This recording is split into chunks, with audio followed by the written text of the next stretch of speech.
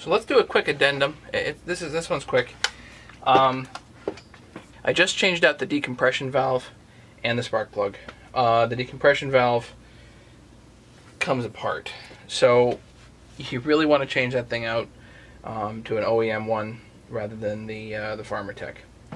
I like the NGK plugs, NGK PBR7A. I'll put the part number in the description. Overall, I think this was not a bad kit. I think this was a whole lot easier to put together than the 360. Maybe I was kind of more used to it, but I think this is a little bit easier than the 360. I was a little disappointed that the throttle rod wasn't in there, but whatever. Overall,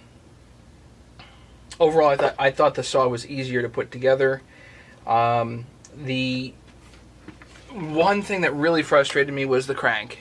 And we got it nice and centered, but nice and centered doesn't mean that you have as much room as you'd like to put the clutch and the drum and all that other stuff on. So for me to use a Dremel to grind the crank is really kind of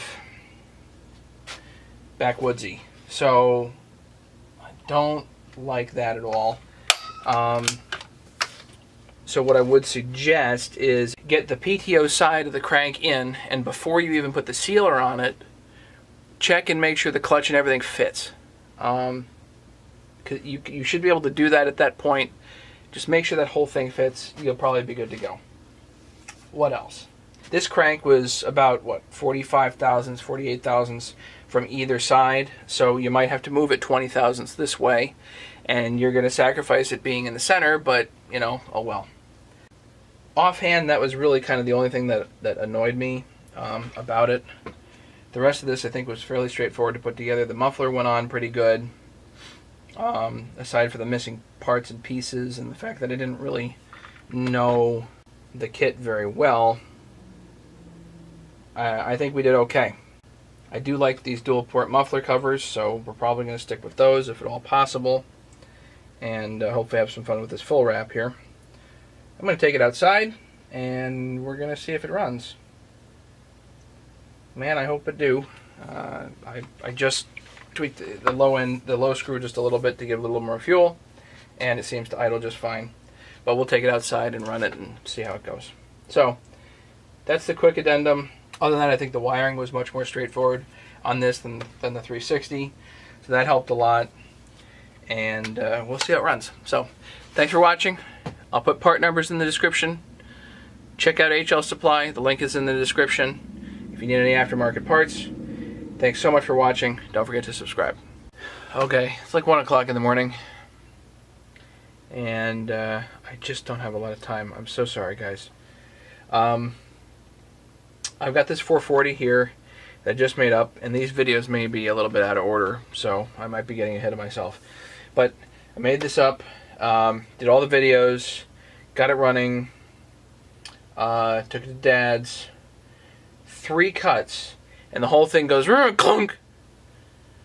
And now if I pull the pull cord, you're going to have to take my word for it, if I pull the pull cord, there's no compression. So something bad happened. I don't know what it is, and we have to go on an adventure and figure out exactly what happened.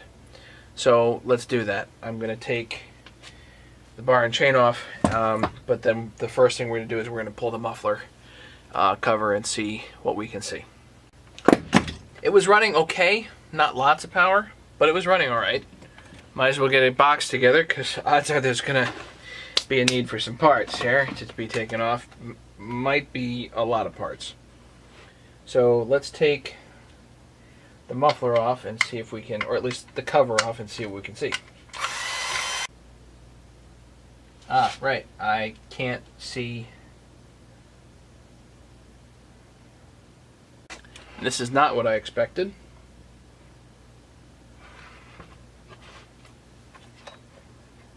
Piston's fine, at least on the exhaust side.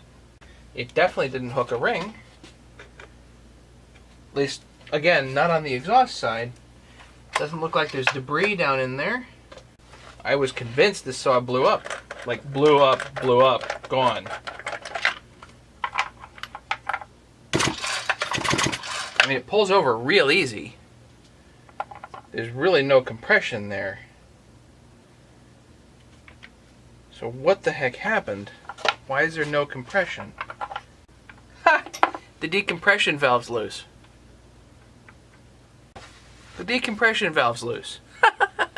I'll get back to you. Look at that. Look at that. Okay, good. Okay. No need to panic. I'll get back to you. Man, I was convinced that this was the first saw I've ever blown up. You guys that follow my channel know that I fix blown up saws. I don't blow them up. At least that's not the intention, right? So I was convinced that this is the first saw I've ever blown up, because it suddenly stopped. Poof! Well, it suddenly stopped, poof, because suddenly it was not able to generate compression because the decompression valve was loose. Now, it was a bit tricky for me to tighten this, so it's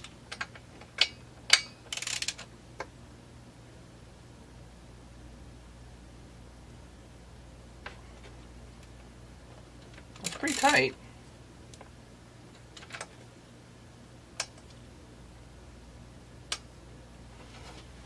Gotta trust that that's good. I was expecting pieces and tearing the thing apart again, and okay. Hopefully really no damage has been done. It probably ran a little bit lean there for a minute, but hopefully this will actually be okay.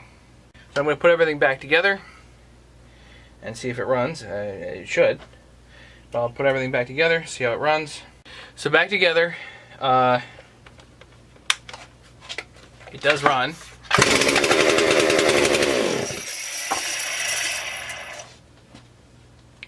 Ta-da! Okay, so it runs. It was just the decompression valve. That's great. The piston looks fine, front and back. So, I mean, I only made like 3 cuts with the thing. So somehow that just vibrated loose, and that's enough to drive me berserk. But whatever, it's fine. Hopefully I'll get a little bit more time on it and get the rings to seat, get a little more compression out of it, and it'll be all the better there. So I'm real happy about that. Well, I've not had the best of days, but anyway, this was just to add to the bad day, and now this is at least a slightly better day. Although it's a new day because it's 1:13 in the morning. It runs. Gonna get some time on it. No panic here, no carnage. Makes me feel better. I'll keep everybody posted. Thank you so much for watching. Don't forget to subscribe. I was real worried I was leading you guys astray. As of right now, I'm not, so that's awesome. Thank you for being patient. Thank you for being with me, and I hope you like this project.